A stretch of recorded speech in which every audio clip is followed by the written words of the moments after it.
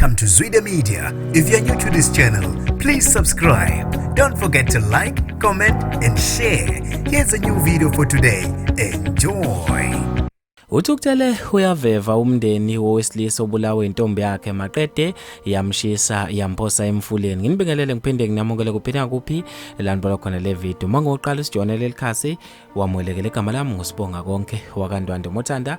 Ungangibeza intatheli ka YouTube. Ngizocela usilandele ku Instagram @zwide_media. Thuthumela futhi afuna izimpendulo amalungu omndeni wakaLanga eNewcastle ngesenzo sentombi okuthiwa ishise yabulala indodana yawo ngoba ibingafuni ukwaliwa. Ngokuthola kwesolezo kusola ukuthi unkosazane Nobuhle Nzozo neminyaka engu-24 ubulale washisa umnomzane Siphiwo Langa obeneminyaka engu-40 maqede wathatha isidumbu wasiphosa emfuleni eradiyeni. Ngokuthola kwephephandaba kuthiwa lo wesifazane ubemthanda okuxakile lo owesilisa uLanga futhi elimisa nangehloko ukuthi akasoze ahlukana naye. Kuthi uLanga ubengasamthandi lo wesifazane futhi ubesejola nabanye isidana. Kuthiwa ke bobabili bebekipite kubo kwesoka. Kuthiwa isoka lamtshela lo wesifazane ukuthi abahlukane kodwa kuthiwa walawa phethe. Umthombo uveze nokuthi bobabili bese bephenduke inkukhu nempaka kodwa wesifazane ubehlezi ngenkani endlini yesoka. Usuku abulawa ngaluLanga kuthiwa endlini ngaphakathi kwatholakala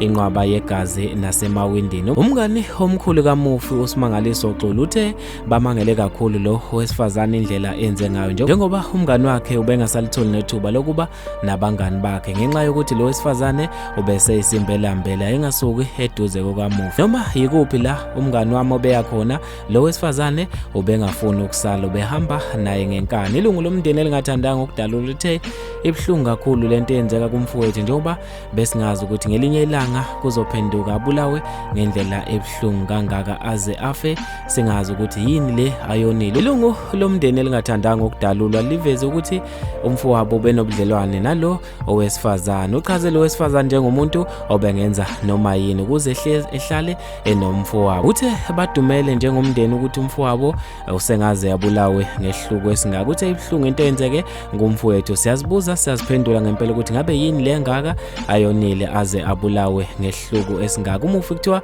ubehlala eNcanda Park eNewcastle lapho beqashisa khona ngezindlu. Ngosuku ashona ngalo kuthiwa intombi yaqamba amanga yacela iziqashi ukuba zinyamalale kancane njengoba kuzofika umndeni kunosiko thizeni okumele lugcinwe olesintu. Kuthiwa iziqashi zaba nokudideka njengoba selokho zaba khona bekungakaze kwenzeka okunje. Kuthiwa ke zakhetha ukuthula zaphuma. Ezinye zeziqashi zabe sezicasha zapopola.